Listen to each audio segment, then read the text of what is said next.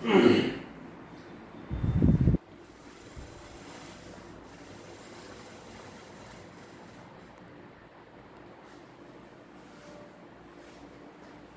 طلباء و طالبات، ہم نے پچھلے محاضر میں پچھلے لیکچر میں شامل نصاب مکمل عناوین پر مختصر گفتگو کی تھی، اور اب اس سال BA سال اول میں فرسٹ سیمسٹر کے آپشنل پیپر فرسٹ جو کہ غزل، علم بیان اور تخطیط پر منحصر ہے، اس کے حوالے سے ہم گفتگو کریں گے تاکہ اگلے لیکچرز میں ہم ہر موضوع پر تشفی بخش بحث کر سکیں اور آپ کو اندازہ ہو جائے کہ اس سال سیمسٹر فرسٹ میں اور آپشنل فرسٹ میں جو اسباب کا آپ کو مطالعہ کرنا ہے اس کا ایک سرسری سا جائزہ آپ کے سامنے آ جائے۔ اس لیے عزیز طلباء و طالبات، BA first year first semester first sem کا پرچہ اول غزل، علم بیان اور تخطیط، غزل، علم بیان اور تخطیط پر منحصر ہے۔ ہم نے دیکھا تھا کہ اس کے 3 حصے ہیں۔ نمبر 1 غزل، نمبر 2 علم بیان، نمبر 3 تخطیط۔ غزل، علم بیان اور تخطیط، ان تینوں عناوین پر ہم نے پچھلے لیکچر میں مختصر جو گفتگو کی تھی۔ آئیے اب ہم غزل میں مکمل طور پر ہم کو غزل کے کن کن نکات پر گفتگو کرنا ہے، غزل کے کن کن نکات کا ہم کو مطالعہ کرنا ہے، اس سے ہم بات کریں گے۔ یہ ہمارا جو پہلا حصہ ہے غزل، اس میں ہم جن ابواب پر گفتگو کرنا ہے اس میں سب سے پہلے جو حصہ ہے، اس میں جو سب سے پہلے حصہ ہے کہ غزل کی تعریف، مفہوم۔ دوسرا جو حصہ ہے غزل کی حیت، قافیہ، ردیف۔ تیسرا جو حصہ ہے غزل کا فن،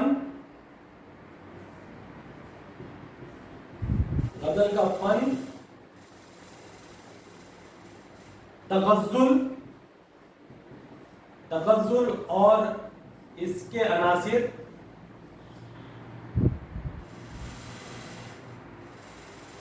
غزل کی مقبولیت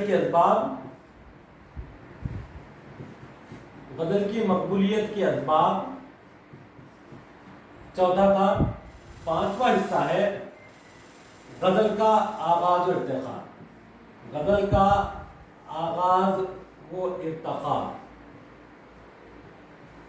پانچواں جو حصہ ہے غزل کا آغاز و ارتقاء۔ اور اسی کے ساتھ جو ہم کو شامل نصاب شعراء کی غزل گوئی کا مطالعہ، جس میں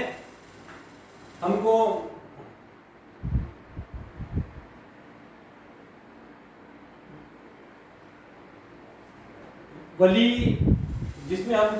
ولی، سراج، غالب، میر تقی میر، جگر مراد آبادی، حضرت موہانی، JP سعید، آتش، فیض، ناصر کاظمی، شاہ حسین نہری اور فراق گورکھپوری جیسے شعراء کا بھی مطالعہ کرنا ہے، اور ساتھ ہی ساتھ جو شامل نصاب غزلیں ہیں ان کا ہم کو مطالعہ کرنا ہے۔ اس لیے زیادہ تفصیلات اور زیادہ ابواب میں جانے سے پہلے ہم یہ دیکھیں جن شعراء کا مطالعہ کرنا تھا، میں نے ان شعراء کے نام آپ کے سامنے رکھے ہیں، جن میں ولی، میر، جگر، حسرت موہانی، JP سعید، سراج، آتش، فیض، ناصر کاظمی، شاہ حسین نہری، غالب، فراق، بشر نواز، قمر اقبال۔ اور اسی کے ساتھ ساتھ جو سوالیہ پرچے میں جو عناوین بننے والے ہیں، درجہ شعراء میں سے صرف ایک کی غزل گوئی، جن کی غزل گوئی کا ہم کو مطالعہ کرنا ہے وہ ولی، سراج اور غالب ہیں۔ اور اسی کے ساتھ جو ہم کو غزلیں جو تدریس میں ہم کو جن غزلوں کا ہم کو مطالعہ کرنا ہے، اس میں ولی ہیں، ولی اورنگ آبادی ہے، ولی اورنگ آبادی کی 2 غزلیں ہیں، ایک ہے یاد کرنا ہر گھڑی یار کا، اور دوسری کا مصرع اولا ہے آج سرزبز کو وہ صحرا ہے۔ سراج اورنگ آبادی کی 2 غزلیں ہیں، میر تقی میر کی 2 غزلیں ہیں، خواجہ حیدر علی آتش کی 2 غزلیں ہیں، مرزا اسد اللہ خان غالب کی 2 غزلیں ہیں، حسن موہانی کی 2 غزلیں ہیں، جگر مراد آبادی کی 2 غزلیں ہیں، فراق گورکھپوری کی 2 غزلیں ہیں، فیض کی 2 غزلیں ہیں، ناصر کاظمی کی غزلیں ہیں، بشر نواز ہیں، قمر اقبال ہیں، اور شاہ حسین نہری ہے۔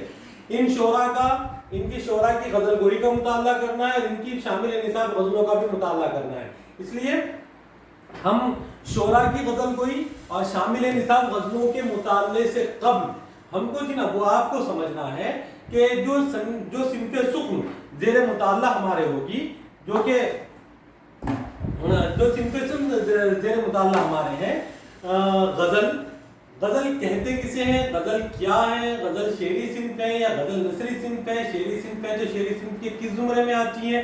غزل کی تعریف کیا ہے، غزل کا مفہوم کیا ہے، اور غزل کی حیت کیسی ہوتی ہے، کون سی شعری صنف کو غزل کہتے ہیں اور کون سی شعری صنف غزل نہیں کہلاتی، اور غزل کی فنی خصوصیات کیا ہیں، غزل لکھی کیسی جاتی ہے، غزل میں قافیہ ردیف کا کیا مقام ہوتا ہے، غزل کے پہلے شعر کو کیا کہتے ہیں، غزل کے دوسرے شعر کو کیا کہتے ہیں، یہ ساری فنی گفتگو ہم کو یہاں پر کرنا ہے تاکہ ایک صنف سخن کی حیثیت سے یا شعری صنف کی حیثیت سے غزل کا مکمل تعارف ہم کو حاصل ہو جائے، اور دیگر شعری اصناف میں غزل کی انفرادیت کیا ہے یہ ہمارے سمجھ میں آ جائے، اور غزل کا اور اگر ہمارے سامنے موجود کئی ساری شعری اصناف ہو، اس میں سے ہم کو یہ تمیز حاصل ہو جائے کہ بھئی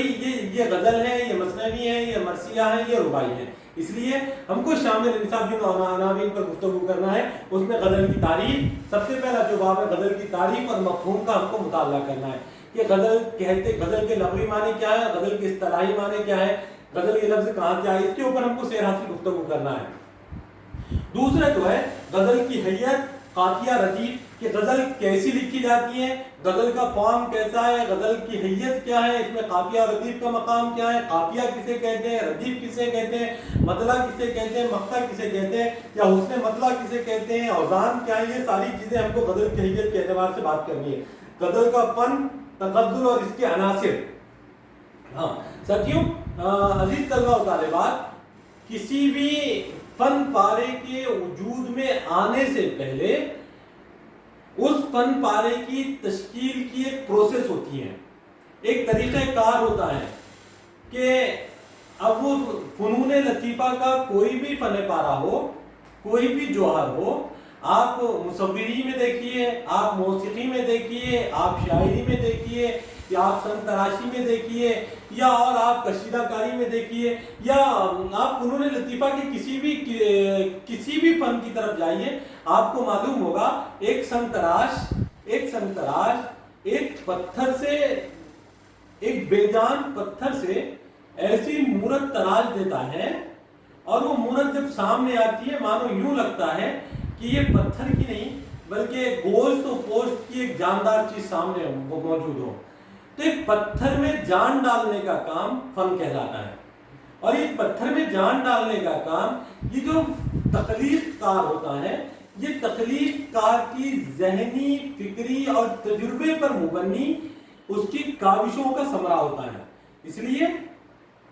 اگر کوئی فنکار یا کوئی تخلیق کار، کوئی فن پارہ یا کوئی تخلیق کار کوئی تخلیق کو پیش کر رہا ہو، تو اس کی تخلیق کے وجود میں آنے کی جو مراحل ہیں، یہ مراحل اس فن پارے کا فن کہلاتے ہیں، اور ان مراحل کے کچھ اصول، کچھ ضابطے ہوتے ہیں جن کو اس فنکار کو، اس تخلیق کار کو فالو کرنا ہوتا ہے، اس کو بروئے کار لانا ہوتا ہے۔ اس کے بروئے کار لانے کے بعد جو فن پارہ سامنے آتا ہے، یہ شعری اصناف میں اگر کوئی فن پارہ سامنے آتا ہے، وہ غزل کہلاتی ہیں، وہ مثنوی کہلاتی ہیں، وہ مرثیہ کہلاتی ہیں۔ ان کے فنون کے کچھ خواص ہیں، جو خاصیتیں ہیں جو اس فن پارے کو دوسرے فن پارے سے جدا کرتی ہیں۔ تو ہم غزل کے فن میں اس موضوع پر تفصیلی گفتگو کریں گے۔ غزل کے مقبولیت کے اسباب دیکھیں عزیز طلبہ، ہم دیکھتے ہیں کہ اردو ادب کے اندر یا عالمی ادبیات کے اندر، یا میں یہ کہتا ہوں کہ عالمی ادبیات کے اندر اردو ادب کا غزل وہ واحد صنف شعری صنف ہے یا صنف سکن ہے جو جادو کہلاتی ہے. ہاں آپ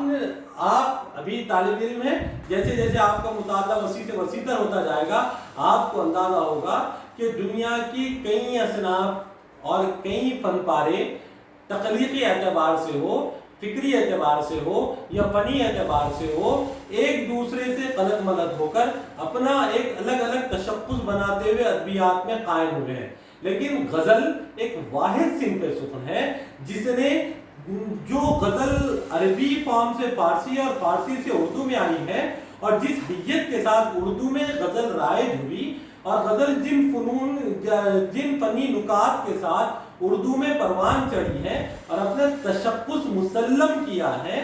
وہی فارم، وہی فن، وہی حیت کے اندر دنیا کی واحد صنف سکن ہے عالمی ادبیات کے اندر غزل، جس نے اپنی حیت، اپنے فارم، اپنے موضوعات کو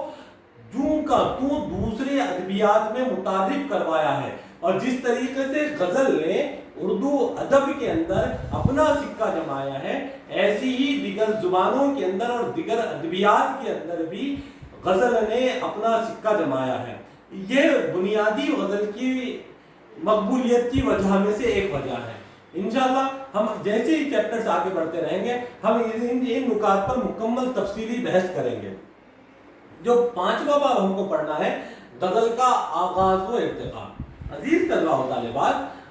کسی بھی فن پارے کے وجود میں آنے کا ایک مرحلہ ہوتا ہے اور اس کے بتدریج ارتقاء کے مراحل طے ہوتے ہیں، اور اس ارتقائی مراحل میں جو عوامل پیش رہے اور جن صاحب قلم نے اس کے ارتقاء کے اندر اپنا رول ادا کیا ہے، اپنے کردار نبھایا ہے اور اپنے فن پاروں سے اس کی تخلیق میں، نشو و نما میں اپنی کاوشوں کو شامل کیا ہے، یہ ایک مسلسل زمانی اعتبار سے ترتیب و تفصیل ہے. جیسے کہ ہم کہتے ہیں کہ غزل امیر خسرو سے شروع ہوئی ہے، جہان مستی مکن غافل بہار ہجرا بیچارہ دل ہے. یہ امیر خسرو کا جو شاعرانہ کلام ہے غزل کا تعارف کرواتا ہے. تو امیر خسرو سے چلنے والی غزل آج کے شعراء تک کیسے پہنچی اور کن کن شعراء نے غزل کی ترقی و ترویج میں اور کن کن ادوار میں کن کن شاہوں کے زیر سرپرست کی غزل پروان چڑھی ہے، اس کا تفصیلی جائزہ انشاءاللہ ہم اس بات میں لیں گے. یعنی ہم کو جو غزل کا مطالعہ کرنا ہے اور شامل نصاب غزلوں کا مطالعہ کرنا ہے، ان ساری چیزوں سے پہلے ہم کو مکمل طور پر ان موضوعات پر غزل کی تعریف، غزل کا مفہوم، غزل کی حیت، غزل کے مقبولیت کے اسباب، غزل کا فن اور غزل کے آغاز و ارتقاء پر ہم کو تفصیلی گفتگو کرنا ہے. ہم جب اس باب کی طرف آئیں گے تو ایک ایک نقطے کو پہ در پہ ہم اس کو آگے آپ کے سامنے پیش کرتے رہیں گے.